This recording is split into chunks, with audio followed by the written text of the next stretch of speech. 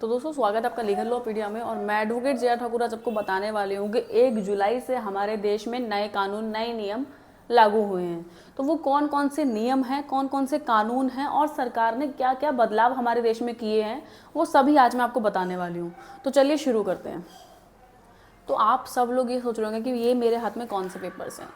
ये वो पेपर्स हैं जो लोग दिल्ली में रहते हैं या फिर वो जहाँ भी रहते हैं तो ये देखेंगे कि दिल्ली पुलिस की साइट पर एक नए कानूनों की नोटिफिकेशन जारी कर करके आपको बताया जा रहा था। इतना ही नहीं, अगर आप दिल्ली के किसी भी पुलिस स्टेशन में देखेंगे तो वहाँ पर ऐसे पर्चे पुलिस स्टेशन के बाहर अंदर हर जगह छपाए हुए हैं ताकि लोगों को जागरूक कर सके, पब्लिक में अवेयरनेस फैला सकें।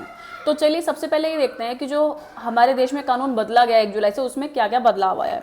तो सबसे पहले है कि बलात्कार के पीड़ितों को सुरक्षा के लिए पीड़िता का बयान ऑडियो वीडियो के जरिए भी रिकॉर्ड किया जा सकता है।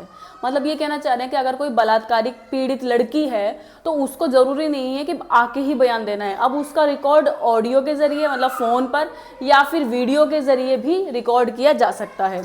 इसके साथ ही जो हमारा दूसरा बदलाव है वो है कि 6,000 रुपये से कम मूल्य की चोरी व अन्य छोटे अपराधों में सामुदायिक सजा दी जाएगी, सामुदायिक सेवा दी जाएगी। मतलब जैसे कि मान लीजिए किसी ने 5,000 रुपये की चोरी करी है, ठीक है, उसके ऊपर कंप्लेंट हो गई, कोर्ट में पेश हो गया, तो उसको कारावास या फिर जुर्माना वगैरह नहीं दिया जाएगा, उसको सामुदायिक सेवा दी जाएगी। सामुदायिक सेवा मतलब कुछ ऐसा कार्य जिससे जनता का लाभ हो, जिसमें जनता का लाभ हो या जिससे जनता को लाभ हो। जैसे कि एक कोई जगह है वो बहुत गंदी है तो वो साफ करा दी गई, कहीं पे नलका है पानी साफ करा दी गई है ना, नलका लगवा दिया गया, पौधे लगवा दिए गए, पौधों की कटाई करवा दी गई।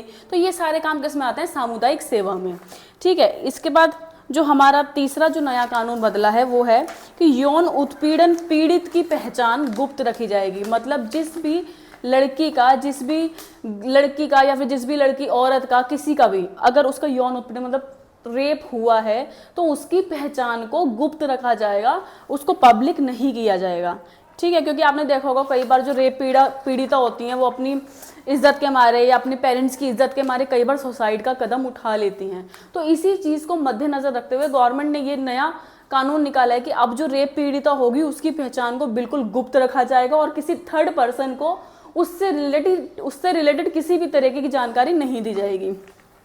फिर इसके बाद है पुलिस अधिकारी एफआईआर दर्ज होने के 90 दिनों के अंदर अंदर शिकायतकर्ता को ये बताएंगे कि आपकी कंप्लेंट पर, आपकी एफआईआर पर क्या कार्रवाई की गई है या फिर हमने क्या कार्रवाई उस पर हुई है। ठीक है, जो हमारा नेक्स्ट में जो कानून बदला है वो है युवा लड़कों को वैश्यावृत्ति में धकेलना भी कानूनन अपराध है। जैसे कि मान लीजिए आप लड़कियां सप्लाई करने का जो काम होता है ना, तो उसमें हम किसी को एक्सप्लेन करते हैं कि भाई तू इस काम में आ जा, इसमें बहुत पैसा है, बहुत पैसा है। फिर क्या होता है, उस काम में आ जाता है पैसों के लालच में, ठीक है, और वो काम करना शुरू करता है। फिर उसको उस काम की इस तरीके से लत पड़ जाती है कि वो लड़कियों को झूठ बोल बोल के लाने लगता है, एक तरह से किडनैपिंग करने लगता है लड़कियों की, कहीं से उठवा देता है लड़कियों को अपना काम निकलवाने के लिए। तो कानून ये बना है कि अगर आप किसी भी लड़के को वैश्यावृत्ति की ओर धकेलते हो तो ये भी कानूनन अपराध है और इस पर सजा का भी प्रावधान है। इसके साथ ही 10 साल या उससे अधिक के कारावास में सभी अपराधों में अपराधी को उद्देशित अपराधी बना सकते हैं। मतलब मेन एक्यूज्ड बनाया जा सकता है। अपराधी की अनुपस्थिति में भी मुकदमा चला जाए, मतलब एक्यूज्ड हो चाहे ना हो, पकड़ा तो वो जाएगा ही जाएगा, चाहे वो बाद में पकड़ा जाए, लेकिन उसमें मुकदमा चलाया जा सकता है। ठीक है, उसके बाद है दोस्तों महिला के साथ शादी, रोजगार या फिर पदोन्नति का झूठा वादा करके। हम कहते हैं ना कि मतलब जैसे आप कहीं नौकरी लेने चाहते हो, वहां पे जो ऑनर होता है, जो बॉस होता है, वो लड़कियों के साथ थोड़ा उनको कहता है कि मैं तुम्हारा प्रमोशन कर दूंगा, तुम्हारी सैलरी बढ़ा दूंगा, ठीक है, तुम्हारे घर के खर्चों में हेल्प करूंगा। इस तरीके से उनको अपनी बातों में वो घुमा फिरा के उनसे शारीरिक शोषण वो ले लेता है। तो अगर कोई भी व्यक्ति आपको पदोन्नति का लालच देता है या फिर जॉब लगाने का, रोजगार का, या फिर शादी का बहाना करके आपके साथ फिजिकल रिलेशन बनाता है तो ऐसी कंडीशन में 10 साल तक की सजा होती है। और अगर मान लीजिए जैसे आपका बॉयफ्रेंड है, उसने आपको शादी का बहाना करके आपके साथ फिजिकल रिलेशन बनाया और शादी किसी और से कर ली, तो उसने उस लड़की को भी नहीं बताया कि पहले मेरी गर्लफ्रेंड थी, ऐसे ऐसे रिलेशन था, ऐसे ऐसे प्रॉमिस थे, और शादी कर लेता है, तो वो शादी भी इनवैलिड ही मानी जाएगी और फिर भी मुकदमा चलाया जाएगा। और इसके ऊपर 10 साल तक की कैद और जुर्माने का भी प्रावधान रखा गया है। और इतना ही नहीं दोस्तों, अपराध कराने के लिए बच्चों का इस्तेमाल करना भी अपराध होगा। देखिए अगर आप किसी बच्चे को किडनैप कर लेते हैं, है ना, कोई छोटा बच्चा है, तो आपको पता है कि छोटा बच्चा छोटे बच्चे के साथ ही खेलता है, तो अगर आप कोई बच्चा उसके साथ खेलने के लिए भेज रहे हैं और उस बच्चे के लालच में उस दूसरे बच्चे को भी किडनैप कर लेते हैं, तो ये भी एक कानूनन अपराध माना जाएगा और आपके ऊपर सजा का भी प्रावधान रखा गया है। फिर नेक्स्ट है हमारा दोस्तों, किसी भी व्यक्ति जैसे पुरुष, महिला और जो सेम जेंडर वाले होते हैं द्वारा ताक झांक और महिलाओं को निर्वस्त्र करने के इरादे से उन पर मला करने जैसे अपराध पर 1 साल से 5 साल तक की सजा और जुर्माने का प्रावधान है। अगर आप किसी भी महिला को निर्वस्त्र करते हैं, या फिर जैसे मान लीजिए कभी कभी हम किसी का कपड़ा खींच देते हैं तो उसका वो कपड़ा फट जाता है और आपको पता है कि ऐसा करने से वो कपड़ा फट जाएगा जिससे उसकी बेइज्जती होगी, और अगर आप ऐसा करते हैं तो आपके ऊपर 1 से 5 साल तक की आपको सजा हो सकती है और जुर्माना भी लगाया जा सकता है आपके ऊपर। फिर जो हमारा नेक्स्ट है दोस्तों वो है बलात्कार पीड़ितों का बयान केवल महिला न्यायिक मजिस्ट्रेट द्वारा दर्ज किया जाएगा और उनकी अनुपस्थिति में पुरुष न्यायिक मजिस्ट्रेट द्वारा एक महिला की उपस्थिति में बयान दर्ज किया जाएगा। मतलब ये कहना चाह रहे हैं कि देखिए पहले जो बलात्कार की जो पीड़िता होती थी उसका बयान कोई भी मजिस्ट्रेट ले लेता था, मतलब जरूरी नहीं है कि एक लेडीज ही लेगी, कोई पुरुष भी उसका बयान ले लेता था, जो 164 के बयान जिसे हम कहते हैं। लेकिन अब अगर कोई रेप पीड़िता है तो उसका बयान सिर्फ लेडी जज ही लेगी। अगर लेडी जज अनुपस्थित है, मतलब नहीं है अवेलेबल, तो कोई पुरुष ले सकता है, लेकिन उस पुरुष जज के साथ भी एक महिला का होना जरूरी है। ठीक है, अकेले पुरुष बयान नहीं ले सकता रेप पीड़िता का, क्योंकि दोस्तों कई बार लड़कियों को बोलने में हिचक होती है ना, लड़कों के सामने या पुरुष के सामने, तो वो अच्छे से बयान नहीं दे पाती। इसीलिए गवर्नमेंट ने ये कानून निकाला है ताकि जो रेप पीड़िता है वो थोड़ी कंफर्टेबल हो जाए और बिना किसी डर के, बिना किसी हिचकिचाहट के अपना बयान अच्छे से दर्ज करा सके। फिर है बलात्कार के लिए सजा 7 वर्ष से बढ़ाकर कम से कम 10 वर्ष की गई और आजीवन कारावास भी रखा गया। देखिए पहले जो सजा थी वो सिर्फ 7 वर्ष थी रेप करने पर, लेकिन अब सजा को 10 वर्ष तक बढ़ा दिया गया है और अगर जरूरत पड़ती है तो व्यक्ति को रेप केस में आजीवन कारावास, लाइफ इम्प्रिजनमेंट भी हो सकती है। मतलब जब तक वो जिंदा रहेगा, जब तक जेल में ही रहेगा अगर वो रेप करता है तो। इसके बाद जो हमारा नेक्स्ट है दोस्तों वो है स्नैचिंग के अपराध में 3 साल तक की सजा होगी और जुर्माना होगा।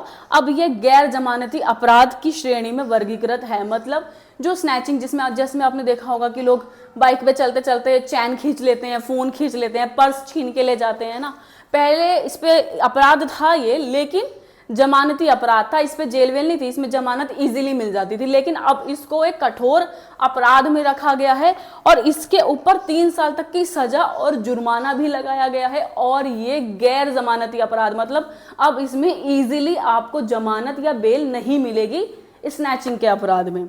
इसके बाद जो हमारा नेक्स्ट है दोस्तों वो है 18 वर्ष से कम आयु के पीड़ित को बच्चे की श्रेणी में रखा गया है। ये तो पहले भी था लेकिन अब भी है। अगर कोई बच्चा कोई अपराध करता है, जैसे वो पोर्श कार वाला एक्सीडेंट हुआ था, उसमें जो एक्यूज था वो 18 साल से कम उम्र का था, इसीलिए उसको बच्चे के श्रेणी में रखा गया था और उसके बिहाव पर उसके ऊपर कोई मुकदमा नहीं चलाया गया था ताकि उसका करियर ना खराब हो जाए।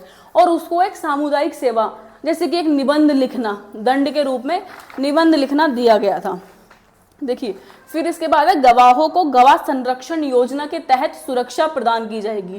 देखिए पहले क्या होता था, जैसे मर्डर के केस या रेप के केस में तो लोग गवाही देने से ना डरते थे कि हमारे ऊपर कोई बात ना आ जाए, कल को हमें कोई मारपीट ना कर दे, हमें कोई जान से ना मार दे, और लोगों को धमकियां भी मिल जाती थी। लेकिन अब इस कानून में यह है कि अगर आप किसी भी केस में गवाह मिलते हैं और आपको किसी भी तरीके की धमकी आती है तो आपको गवाह संरक्षण के तहत सुरक्षा, मतलब प्रोटेक्शन दिया जाएगा कि आपको और आपकी फैमिली को कुछ ना हो। इतना ही नहीं दोस्तों, उसके बाद महिला के साथ धोखे से या झूठे वादे करके यौन संबंध बनाने पर 10 साल तक की जेल होगी। जैसा कि मैंने अभी आपको बताया था, शादी का बहाना देके अगर आप किसी लड़की को फंसाते हो, उसके साथ शारीरिक संबंध बनाते हो, तो आपको 10 साल तक की जेल हो सकती है। फिर है दोस्तों वाहन चोरी की सजा 7 साल तक बढ़ा दी गई है। देखिए पहले जब कोई इंसान वाहन चोरी करता था तो 1 से 3 साल तक की सजा होती थी, लेकिन अब इसको अपराध मान लिया गया है और इसमें 7 साल तक की सजा दी जाएगी अगर आप वाहन चोरी करोगे तो। फिर उसके बाद है दोस्तों नस्ल, जाति, समुदाय, लिंग, जन्म स्थान, भाषा आदि से प्रेरित होकर अगर कोई व्यक्ति हत्या करता है या फिर किसी को गंभीर चोट पहुंचाता है तो इस मामलों को मॉब लिंचिंग में रखा जाएगा, जिसमें 7 साल तक की सजा और जुर्माने का प्रावधान भी रखा गया है। तो अगर आप किसी को काला बोलोगे, गाली दोगे, ठीक है, उसको डेमोलाइज करोगे और अगर वो उसने आपके ऊपर शिकायत दर्ज करा दी तो आपको 7 साल तक की सजा हो सकती है। फिर इसके बाद दोस्तों, न्यायालय में आरोप पत्र दाखिल होने के 14 दिनों के अंदर पीड़ित को पुलिस रिपोर्ट और अन्य दस्तावेज प्रदान किए जाएंगे। मतलब जब आप कोर्ट में अगर कोई रिपोर्ट प्रोवाइड करते हैं या फिर कोई पेटिशन लगाते हैं तो आपको 14 दिन के अंदर अंदर सभी डॉक्यूमेंट्स प्रोवाइड करा दिए जाएंगे। उसके बाद दोस्तों, 3 वर्ष से कम आयु की महिलाओं के साथ सामूहिक बलात्कार करने वालों के लिए मृत्यु दंड का प्रावधान रखा गया है। देखिए, 3 वर्ष से कम आयु की जो महिला, मतलब बच्चे जो होते हैं, आपने देखा होगा छोटे छोटे बच्चों के साथ रेप हो जाता है आजकल। तो अगर कोई भी व्यक्ति 3 वर्ष से कम उम्र की लड़की, बच्ची के साथ रेप करेगा तो उस पर सीधा मृत्युदंड मतलब फांसी की सजा रखी गई है। इसके साथ ही दोस्तों जो हमारा नेक्स्ट है वो है अपराध की रिपोर्टिंग आसान की गई। शिकायतकर्ता अब इलेक्ट्रॉनिक माध्यम से भी एफआईआर दर्ज करा सकता है, मतलब ई एफआईआर, ऑनलाइन एफआईआर भी आप दर्ज करा सकते हो, आपको पुलिस स्टेशन जाने की कोई ज़रूरत नहीं है। फिर उसके बाद है दोस्तों, जैसे कि आपको हर केस में पहले तारीख पे तारीख मिलती थी, लेकिन अगर आप अपना कोई भी केस डालते हैं तो उसमें 3 साल में आपके केस का फैसला दे दिया जाएगा आपको कोर्ट की तरफ से। और दोस्तों इतना ही नहीं, देखिए पहले हत्या के केस में 302 लगती थी, लेकिन अब 101 लगा करेगी, ठीक है। इसी के लिए किडनैपिंग में 359 लगती थी, अब 369 लगेगी, ठीक है। अब जो 137 था वो 140 सेक्शन हो जाएगा। डकैती में सेक्शन 370 लगता था, अब सेक्शन 370A लगेगा, ठीक है। इसके साथ ही दोस्तों शुरुआत की परिभाषा को और प्रक्रिया को छोड़कर इसके बाद मानव संबंधित जितने भी कानून होंगे वो सब सेम रहेंगे। आज की वीडियो में सिर्फ इतना ही, कल फिर मिलेंगे एक नए टॉपिक के साथ। जब तक लीगल लॉ वीडियो को फॉलो करें। Thank you.